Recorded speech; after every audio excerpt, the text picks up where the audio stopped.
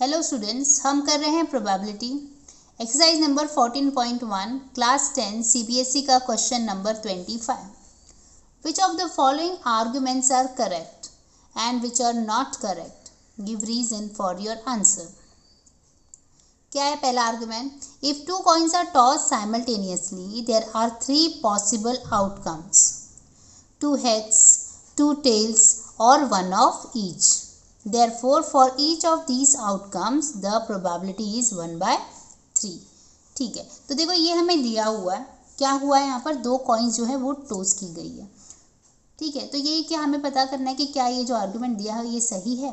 तो पहले हम लोग अपना देख लेते हैं कि हम चेक कर लेते हैं कि जब 2 कॉइन्स टॉस की जाती है तो पॉसिबल आउटकम क्या होते हैं और टोटल आउटकम क्या होते हैं।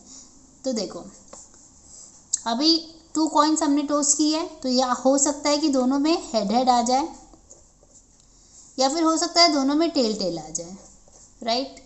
या तो हो सकता है कि पहले में हेड और दूसरे में टेल आ जाए, या तो हो सकता है पहले में टेल और दूसरे में हेड आ जाए, राइट। तो ये सारे हमारे आउटकम हो सकते हैं। तो इसको हम लोग क्या लिख सकते हैं? Total outcome. टोटल आउटकम कितने हैं? 1, 2, 3 एंड 4।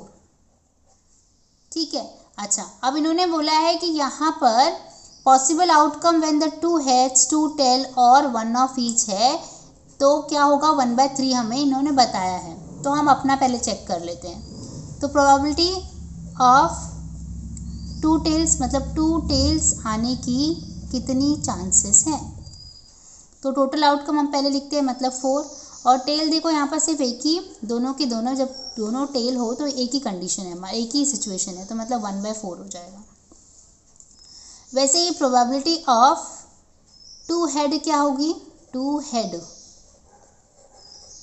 का भी एक ही है, देखो बाकी किसी में 2 हेड है ही नहीं, तो ये भी क्या होगा? 1। 4 में से सिर्फ एक ही चांस इसके भी है।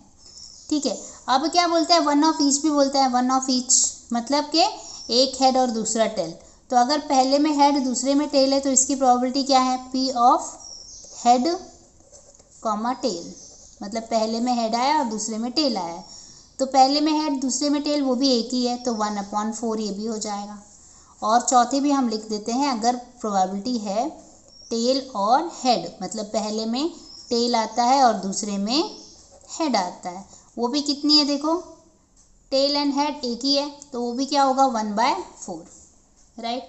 तो ये चारों हमारे क्या है? आउटकम है। अब हमें क्वेश्चन में वो कितना बता रहा है? 1/3 बता रहा है, तो इसका मतलब ये जो आर्गुमेंट है ये गलत है। ठीक है,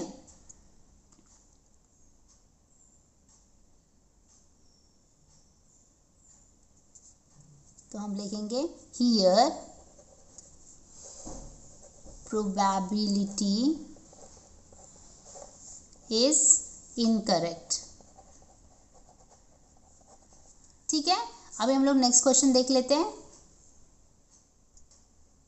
ओके, तो नेक्स्ट क्वेश्चन में बोलता है if a die is thrown there are 2 outcomes, an odd number or an even number, therefore the probability of getting odd number. Probability of getting odd number हमें हाफ दिया है, तो पहले हम चेक कर लेते हैं। देखो जब डाई हम थ्रो करते हैं तो पॉसिबल आउटकम क्या हो सकता है हमारा? 1, 2, 3, 4, 5 और 6, यही होते हैं ना डाई में, यही सारे नंबर होते हैं, तो ये पॉसिबल आउटकम है।